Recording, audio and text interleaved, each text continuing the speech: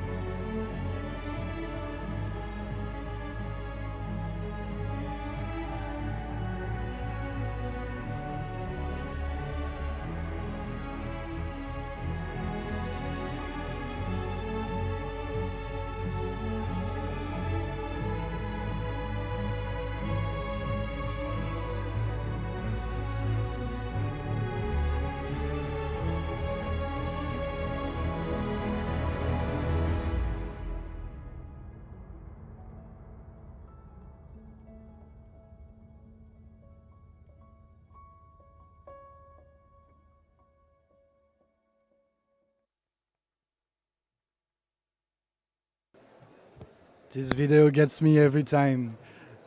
Hi everyone, and thank you for being here with us today. My name is Luis Lambrecht from the Oceano Azul Foundation, and I have the great pleasure to be your moderator today. First of all, I would like to thank the Portuguese Ministry of Foreign Affairs, with whom we are organizing this event, and of course the Portuguese Pavilion for hosting it. I know you are not here to listen to me, so I won't be long. But I believe there are two categories of people in this world. Those who have been inspired by the words of Ambassador Peter Thompson, and those who have simply not yet heard Peter Thompson give one of his speeches.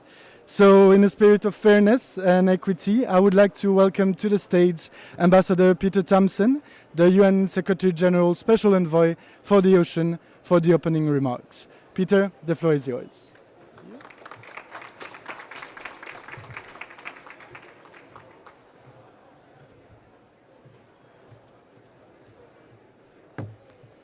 Well, good morning, everybody, and thank you, Louis, for that introduction.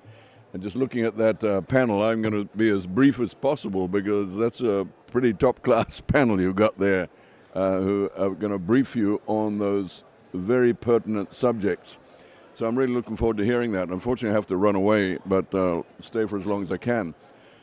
Look, I haven't said the mantra today, so let's say it. There can be no healthy planet without a healthy ocean, and the ocean's health is currently measurably in decline. So, what are we going to do about it? That's where we are now. I think the awareness is there around the world. It's no longer a matter of trying to wake people up. It's a matter of everybody deciding what we're going to do about it, because we do have a great predicament. This movement of bringing it all together, which you have sort of seen emerging over the last year or so. We had an event, the Friends of Ocean Action had a retreat on that very subject of bringing it all together, because this whole siloed approach that's been going on, the different COPs and so on, it's not the right approach. There's only one planet, there's only one ocean, and we have to understand that everything is connected. So if we go to the UN Ocean Conference, that has always had inclusiveness as its hallmark, right from the first UN Ocean Conference. So just to back the truck up, 2015, formation of SDG 14, probably the start of the wake-up to the fact that the ocean health was declining and that we had a problem. So SDG 14 comes into existence. How do you keep it honest? Because a lot of countries just wanted to ignore its existence. So how do you keep it honest? You create the UN Ocean Conference. Moments of truth, when we hold our feet to the fire and say, how are we doing on SDG 14? What can we do more to support it? And that was the reason for it, that first UN Ocean Conference in 2017. And as I say, its hallmark was inclusivity. It sort of set a bit of a standard for the UN, in fact, in terms of openness. And so because of the success of that, on we went to the second UN Ocean Conference in Lisbon. And here I'd really want to recognize Oceana Azul and the fantastic work that it did to make that conference so successful. And of course, the government of Portugal and the government of Kenya, they were both exemplary in the preparation and execution of that conference. And now we're on our way to Nice, where member states of the United Nations have called for greater action. I mean, it's an easy thing to say, more action, more action. We all want more action. Question is, what is the action? What are we going to do about it? So that is coming up. If I think about what I'm hoping to see coming out of Nice next year in terms of, the climate, biodiversity, and ocean issues, I think on the pollution front, we've got a moment of truth coming up this month, Inc. 5 in Busan on the Plastics Treaty. So we do want to be in Nice knowing that we have concluded a robust plastic treaty, not just something that deals with marine pollution, but the whole full cycle of plastic. That's a tall order, I know, but that's on our plate right now.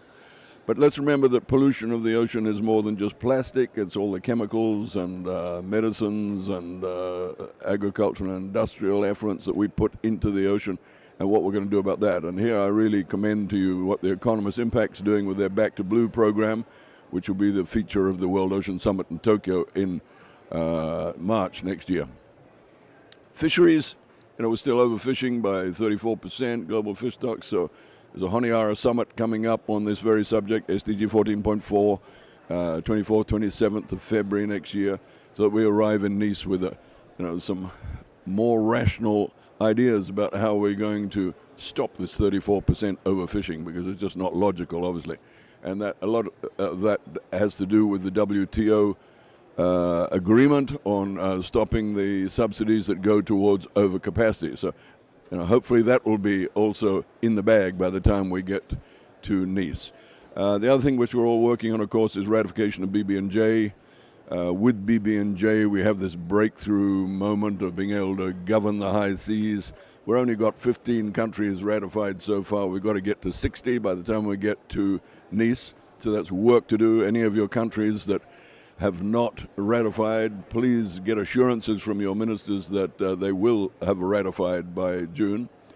So we bring that into force, and then of course that brings us to 30 by 30, because 38% of the ocean is in EEZs. The rest is high seas. So if we're going to get 30% of the ocean protected, it has to be both EEZs and high seas. On the EEZs, UNEP is really fixed on working through the regional seas programs. There's 17 of them spread around the world to make sure that the EEZs are there with their 30%. But when it comes to the high seas, we need BB&J to be in force, and we can then go about the preparation of these high seas MPAs. So all in all, and then of course climate, it was great to see G20 put out that very strong statement yesterday, the leader's statement, with acknowledging all the ocean climate nexus and the biodiversity nexus with the ocean. So that was good progress as well. But I think, as I say, it's getting through to everybody now that everything is connected. When we're talking biodiversity finance, we're talking ocean finance. When we're talking climate finance, we're talking ocean finance. It all comes down to the same thing. But let us break that terrestrial mammal thinking bubble that has been dominating our politics and our laws for so long. We've got to break that bubble. This world is not just about terrestrial mammals. It's about microbial life in the ocean, and we have to make sure that we're treating the ocean right if we want that microbial life to keep flourishing. And in case you think I'm losing my mind on that, I can tell you that my inspiration, my logo in life, if you like, is Prochlorococcus, which is a tiny little microbial thing in the ocean. It's the smallest photosynthetic organism there is, actually, and my logo produces 20% of the oxygen in the biosphere. So, forget your pandas, WWF, it's Prochlorococcus that has to be protected. Thank you very much.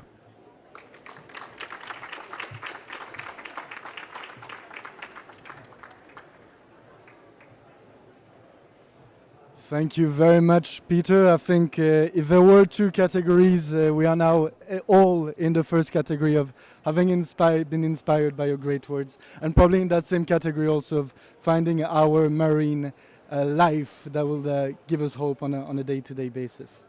Now I would like to welcome to the floor our distinguished panelists for today.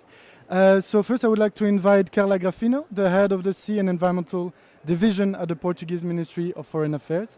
Thank you, Carla, for being here with us today. Then Polly Merriman, bringing the pandas on the stage.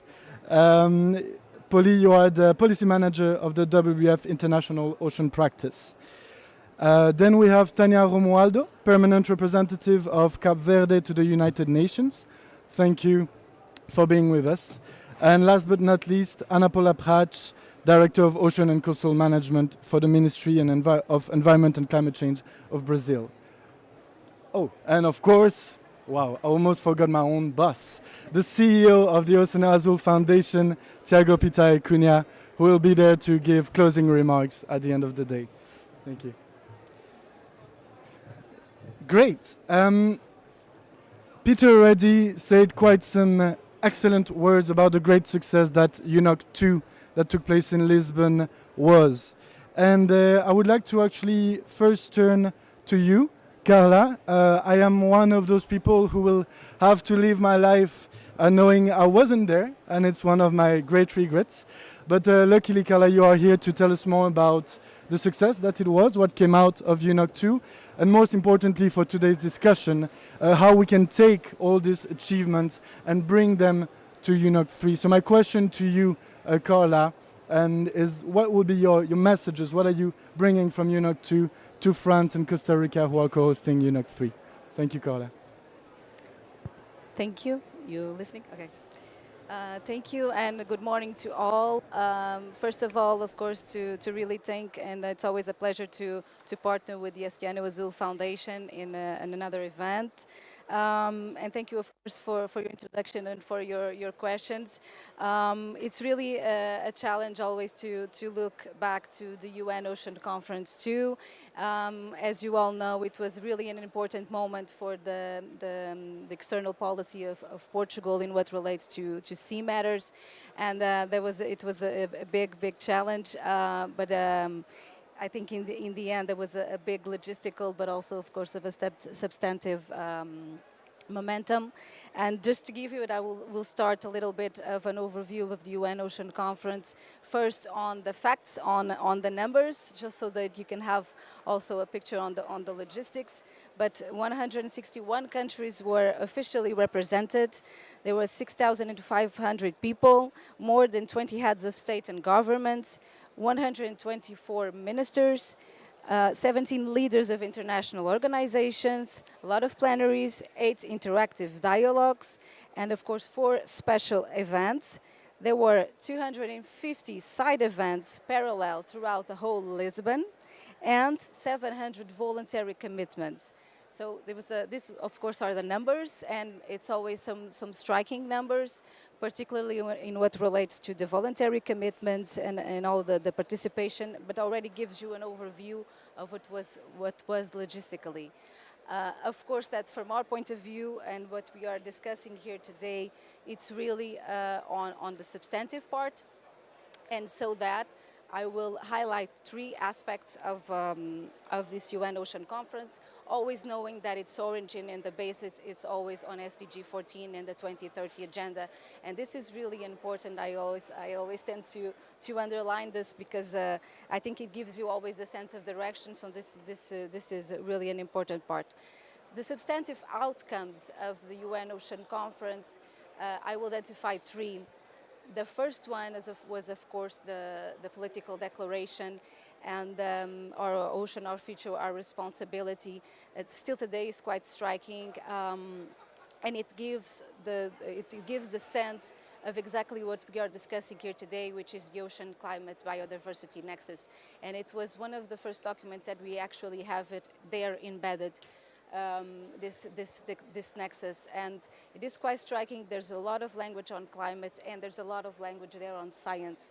And when you go back, we always go back to the declaration during this last couple of years, even for this language and this outcome that it was really a major achievement of the UN Ocean Conference, and it still is, of course, a reference to us. The second substantive outcome was the voluntary commitments, and I was saying it was 700 voluntary commitments. It really reflects the engagement and the compromise of all the stakeholders that were involved in the UN Ocean Conference, their commitment to the ocean. We do have, of course, several aspects there that are related, and most of them are related with the multilateral processes, but there are a lot of financing there involved as well.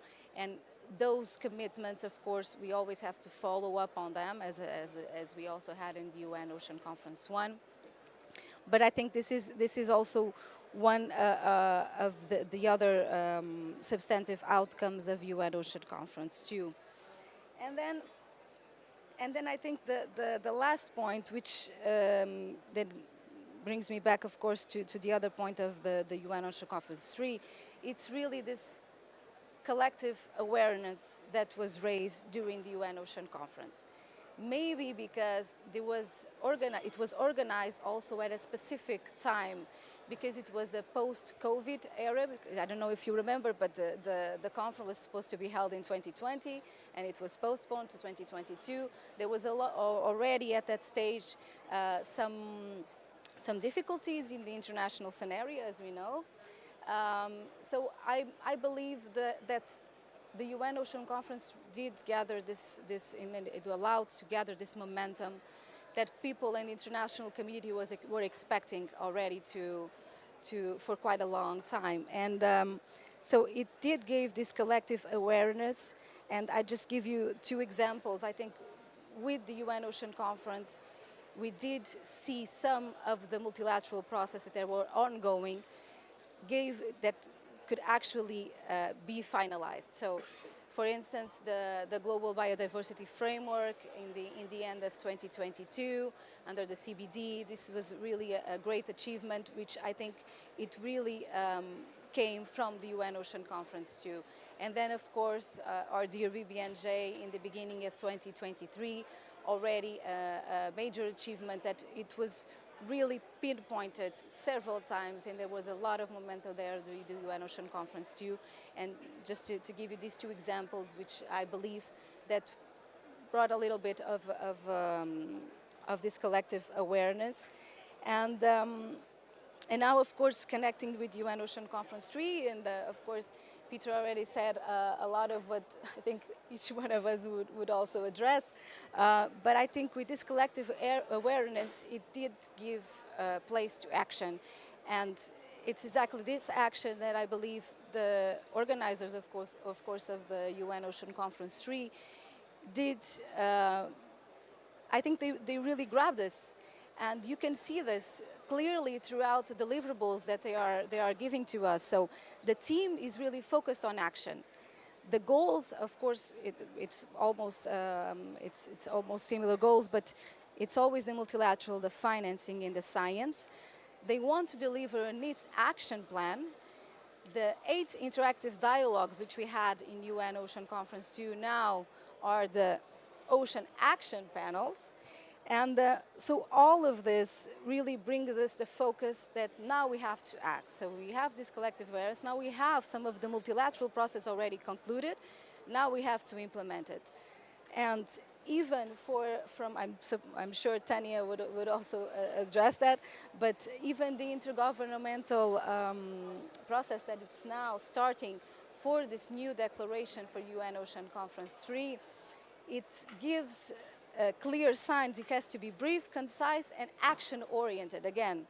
So I think this is the main word which we also here addressing on the panel, and the deliverables. Of course, already Peter mentioned a lot of them. We know them by heart, and we also know the ones that are dealing also with the ocean matters. That everything is connected, and a lot of multilateral processes, of course, are embedded in one another. So I think this is really the time to, and I'll also inspire me a little bit here on the Nazaré wave. I think this wave of the several UNOCs have been coming up and has been rising in even more awareness.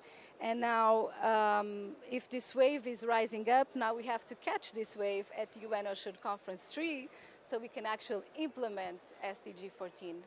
Thank you.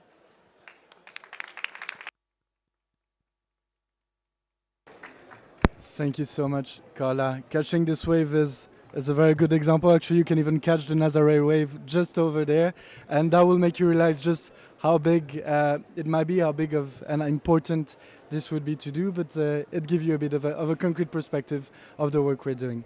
Thank you so much. What I take out is clearly 2022, as we know, was a super year for the ocean. 2025 will have to be a super year for ocean action. I think that's clearly what came out of this great intervention. Thank you again. And that ties us back very nicely to our next speaker. So, as we all know, UNOC3 is happening in Nice, France, and is co-hosted by France and Costa Rica.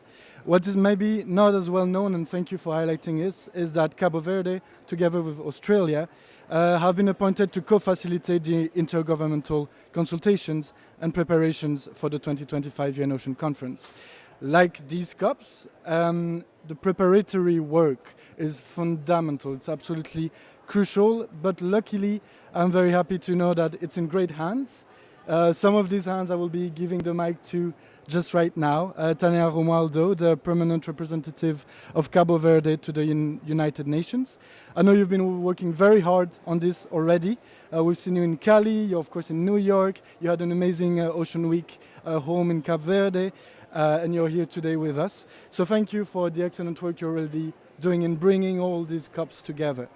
My question to you is, could you tell us a bit more about how you are preparing for this conference, how you make sure that the Nice Action Plan will be as ambitious as possible? As we hear, these declarations are often, very much based on UN agreed text, but there are many ways that we can go even beyond this. So the floor is yours to tell us more about all the work you are doing.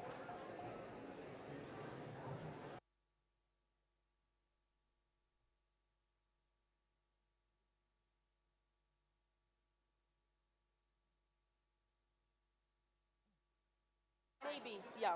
Yes, it's working, it's working.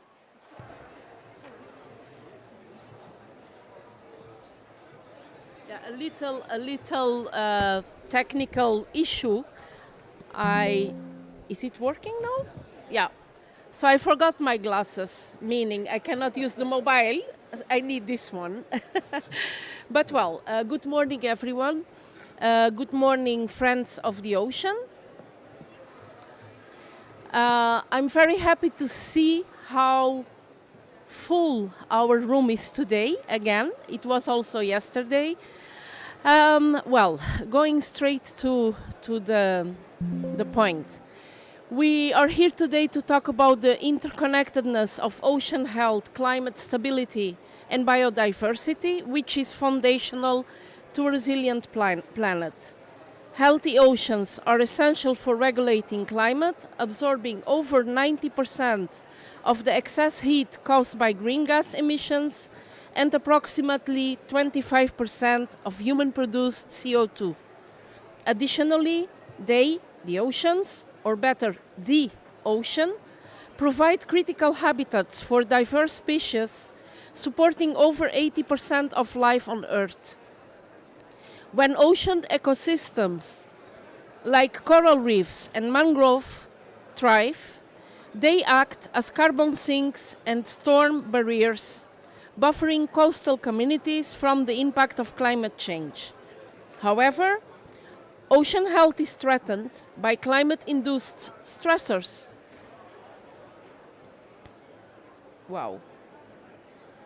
Including warming waters, acidification, deoxygenation, and pollution that harms marine diversity, disrupt oceanic food webs, and jeopardize the services oceans provide to humans.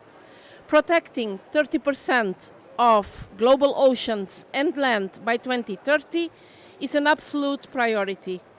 Endorsing this goal, and we want it endorsed at COPs for climate change, to make it stronger, the nexus between ocean biodiversity and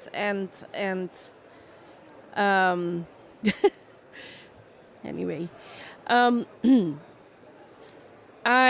establishing marine protected areas and other conservation efforts under 2030 helps the ecosystems to recover, allows species to adapt, and strengthens the resilience of habitats essential to regulating carbon. Ultimately, 2030 is more than a biodiversity goal, it's a climate resilience strategy. Its adaptation in climate COPs, as mentioned earlier, can amplify ocean health protection, secure the biodiversity, and contribute to a sustainable, stable climate system, underscoring the indivisible link between climate action, biodiversity preservation and ocean protection. Ocean friends, halfway next year, the third UN Ocean Conference will take place in Nice under chair presidency by France and Costa Rica. And it is our hope and expectation that it will represent a key milestone for countries to commit to ambitious, transformative decisions that utilize the existing frameworks to address the most pressing challenges facing our oceans. We are convinced that UNOC3 is an amazing opportunity for nations to make bold, transformative commitments to protect the ocean health. By building on the existing frameworks, we already mentioned the 30 by 30, UNOC3 can provide a platform for countries to unite on ambitious actions addressing pollution, overfishing, habitat loss, climate impact on oceans in general. Harnessing these frameworks ensures efforts are coordinated, measurable, and impactful, enabling countries to tackle the urgent, interlinked challenges of ocean health and climate change collaboratively and effectively. Explicit endorsement of those commitments by the UNFCCC COP, alignment with the historic agreement made by 190 countries at the 15th CBD COP, and reinforced just a couple of weeks ago at the COP in Cali, will emphasize the vital connections between ocean health, climate, and biodiversity in global policy, underscoring the need for coordinated action and ensure that ocean conservation remains central to climate resilience and biodiversity preservation efforts. Addressing climate change requires much more than just decarbonization. It demands a holistic approach that includes ecosystem restoration, biodiversity enhancement, and resilient marine environments.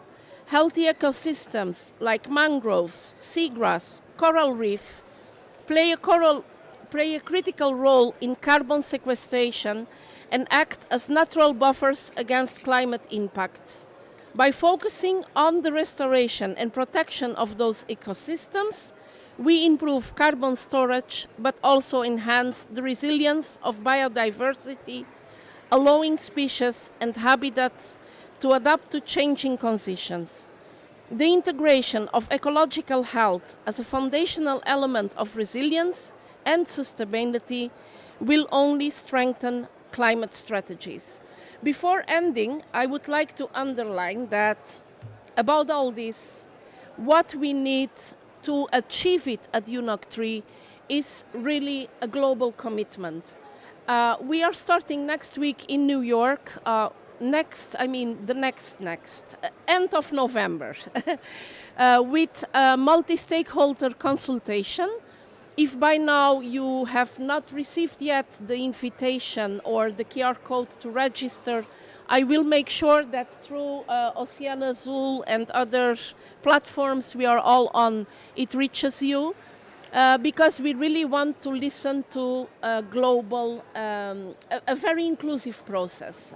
We want UNOC3 to have, Carla mentioned it earlier, a very focused, oriented, clear, short political declaration that guides us through the next steps and that guides us in between UNOC3 and Belém COP30 later next year in Rio de Janeiro.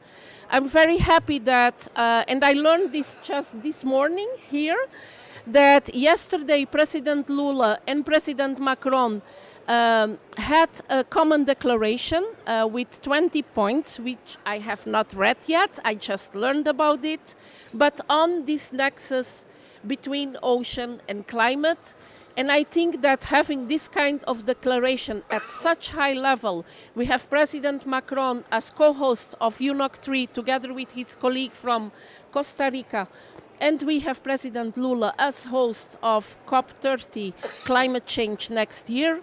This gives us a very, very good inspiration, but more than inspiration, it gives us good hopes. So let's hope for a very good UNOC3 next year, and let's hope for a very good outcome at this COP too. Thank you.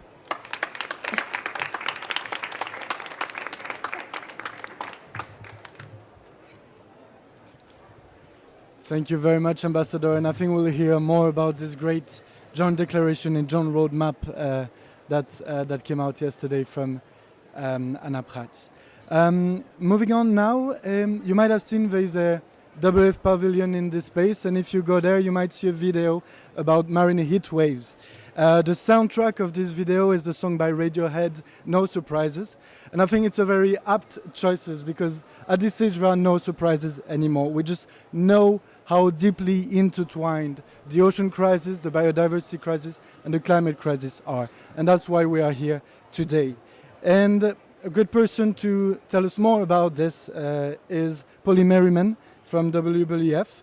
So without further ado, Polly, let us come back right here to Baku, right to today. There's still a few days of negotiations. What do you like to see coming out of these negotiations and towards UNOC3? Thank you, Polly. Fantastic. Thank you so much. It's such a pleasure to be here. Thank you so much for the kind invitation to be with such a brilliant panel. And thank you for mentioning the video, which I hope you all will check out. Just like the Living Planet report, which was released last year, it puts in very stark reality the climate change tipping points that are coming and that we must pay attention to. This is as true in the ocean as it is in the Amazon, from bleaching coral reefs to the devastating loss of sea ice. The ocean, as we've heard, is being pushed past its limit. And yet, despite the urgency, it is certainly not too late, and that is why what we do here today at COP, we do tomorrow, next week at UNOC, and 5 years from now will have tremendous implications for the decades to come. We heard from Ambassador Thompson, we're inspired, of course, again. We know that a healthy ocean is indispensable to reaching global climate goals, and that it holds powerful solutions for mitigation, adaptation, and resilience, provided that these are implemented coherently and sustainably. And of course we know that a central pillar of this effort is achieving 30 by 30 in the ocean. We know this milestone is crucial for safeguarding biodiversity, securing livelihoods, and addressing these climate objectives. And we know the task before us is daunting. We've heard many times that we're only at 8% of the ocean currently protected, which means that achieving 30 by 30 will require unprecedented international cooperation, including the swift ratification, as we heard, of the swift ratification and implementation of the UN High Seas Treaty. And yet we know, fortunately, that the oceans community has demonstrated what we can do when we work together in partnership. And that is certainly the case, as we've heard with the second UN Ocean Conference, and as we're moving towards the third Ocean Conference. This community, the ocean climate community, has been a powerful force, advancing the crucial role of ocean action, finance, and solutions to deliver biodiversity and climate objectives. We know since COP25, the ocean and climate change dialogues have been instrumental in advancing the case for integrated ocean-based climate action across all relevant aspects of the UNFCCC process, as well as international climate change policies and strategies. And we know that important COP decisions and the global stocktake have confirmed and consolidated the role of nature and the ocean in the climate regime. Collectively, we have made the case for governments to revise their nationally determined contributions and national adaptation plans with increased ambitions, and to harness and reflect the full potential of the ocean for mitigation, adaptation, and resilience building in these plans. This has included guidance for developing ecologically coherent, representative, climate-smart marine protected areas, the network of these areas that address biodiversity protection, climate adaptation, and sustainable use. And further guidance has also explored how to include management measures to protect and restore blue carbon ecosystems, including mangroves, tidal marshes, seagrasses, to strengthen adaptation and resilience while contributing to the 30 by 30 targets on protection and restoration. One of the topics we know at this year's Ocean and Climate Change Dialogue was marine biodiversity conservation and coastal resilience, and therefore the value of marine protected and conserved areas and other area-based conservation tools in protecting biodiversity, supporting livelihoods, and increasing resilience to climate change was very much in focus. The discussion also highlighted the value of enhancing synergies across biodiversity, climate, and sustainable development, and how shared solutions and greater coherence can maximize impact. This sentiment, as we heard, was echoed recently in Cali at COP16, specifically in the biodiversity and climate change decision to address this interconnected crisis. And as we gather here in Baku, we have, of course, a crucial opportunity to build on this and underscore the importance and urgency of ambitious action to protect, effectively manage, and restore nature and the ocean and support delivery of 30 by 30. We know we can do this through enhanced and ambitious nationally determined contributions, national adaptation plans, and ensuring actions to advance 30 by 30 are included, all while working towards their coherence with national biodiversity strategies and action plans supported by synergistic enabling conditions. For this to succeed, partnerships with indigenous peoples, local communities, business, civil society, and other stakeholders will be crucial. To move this agenda forward, we should consider bold actions to integrate and accelerate 30 by 30 within the UNFCCC framework, with actions such as advancing a climate and nature workstream where ocean action and solutions such as 30 by 30 are prominent, supporting joint reporting mechanisms and aligning national targets across NDCs, NBSAPs, and apps.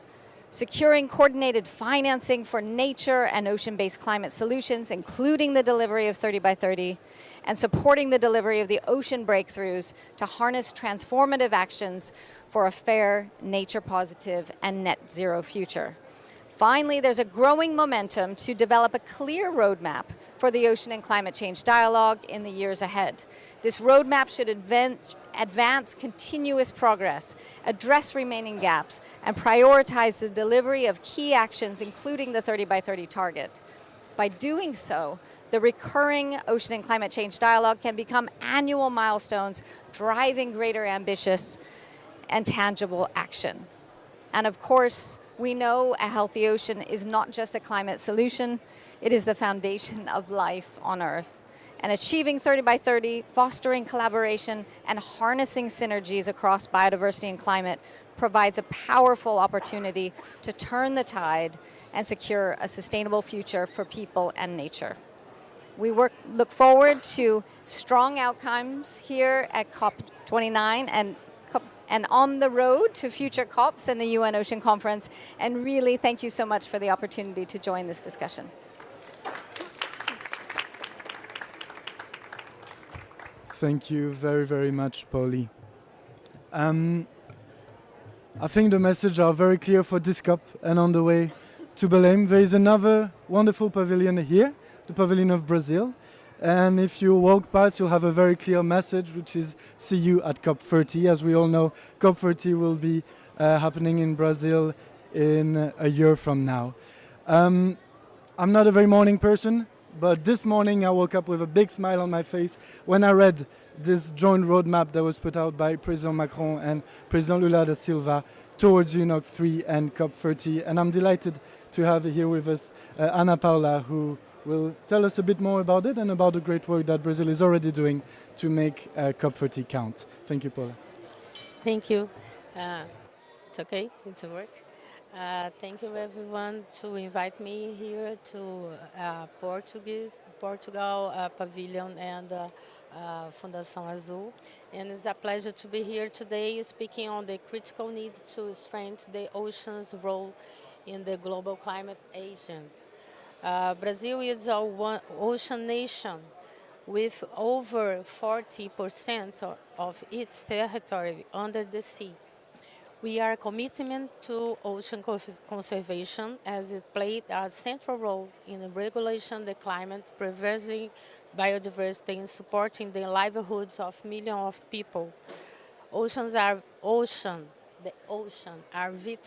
is vital to our climate system. But as we know, and my colleagues here all already mentioned, it's under growing threats from climate change, pollution, and overfishing. This call for urgent action. The ocean must no longer be overlooked in climate negotiation. It is an essential part of the solution. Brazil has made significant strides in integration of ocean conservation with climate action. Key initiatives include national-wide marine spatial planning, which will be completed by 2030, as we commitment in the UNOC in 2017, and program focus on conservation and restore vulnerable ecosystems like mangroves and coral reefs. In fact, we passed today about the 40 global event of bleaching, and I compare with this, with the large burning forest that you see, but we don't see in the sea. It is very, very complicated, and we need to spread this communication. We also commitment with the GBF targets to understand marine protected areas as mitigation and adaptation tool.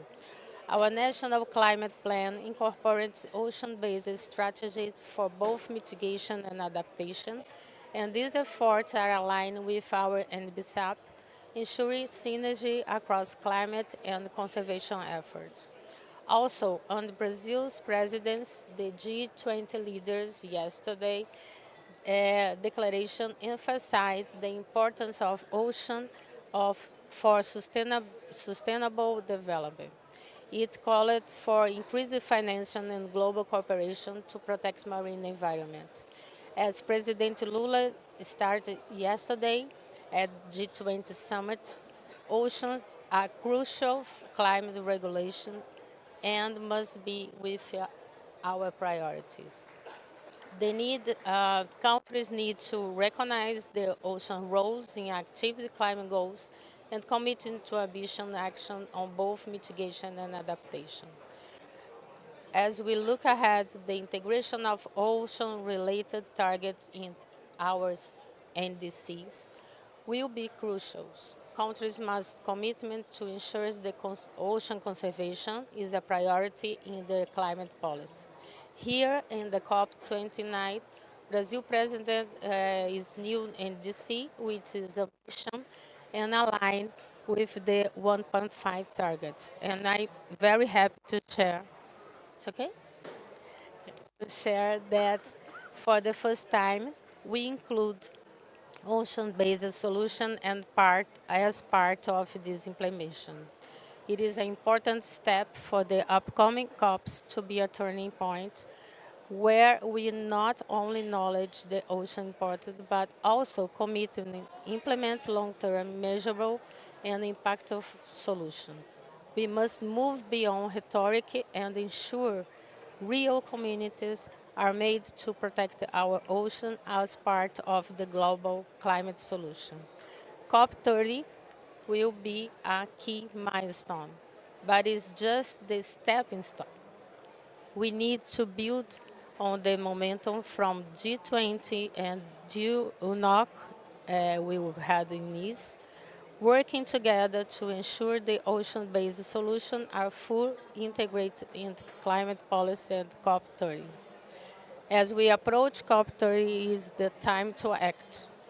And for this is vital to bring the ocean climate agenda to the UNOC and ensure that it remains a central issue to the broad UN framework. And as you said, I'm today wake up with this delight announce that yesterday during the G20 summit in Rio de Janeiro, President Lula and Macron commitment to make the protection of ocean and marine and coastal ecosystem as a strategic priority in their bilateral and multilateral commitment to protecting biodiversity and combat climate change. The joint declaration highlights 20 points of convergence among the straining of cooperation on ocean issues, established space for debate on topic of mutual interest during UNOC3 to be held in Nice and continuing COP30 in Belém. So I'm working with this issue about conservation since I was like a kid, like the photo is a fake photo, but and I'm very, very delighted because I think it is a great moment and we have the big wave to construct with this. So I invite all the stakeholders and governments to bring this momentum. Thank you.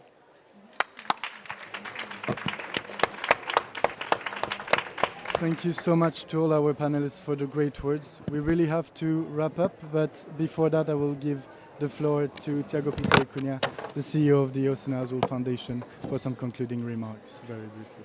Thank you. Thank you very much.